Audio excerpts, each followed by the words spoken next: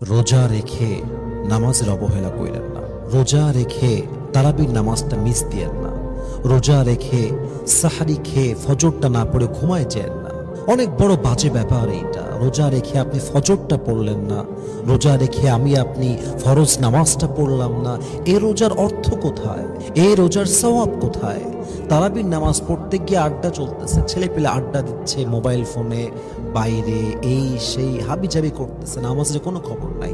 আমরা দেখি প্রায় সময় অনেক লোক এমনও আছে ইফতারি করে উঠে গিয়ে মাগরিবের নামাজ পড়ে না, সাহারি করে গিয়ে ঘুমায় যায়, ফজর নামাজটা পড়ে না। এটা কোনো রোজা? এই রোজার কোনো মানে আছে? এই রোজা জাস্ট একটা ডায়েট প্রোগ্রাম ছাড়া কিছুই না। আপনি শুধু না খেয়ে আছেন, এর কোনো সওয়াব নাই তো।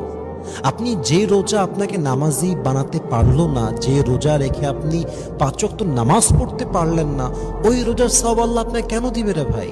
5 ওয়াক্ত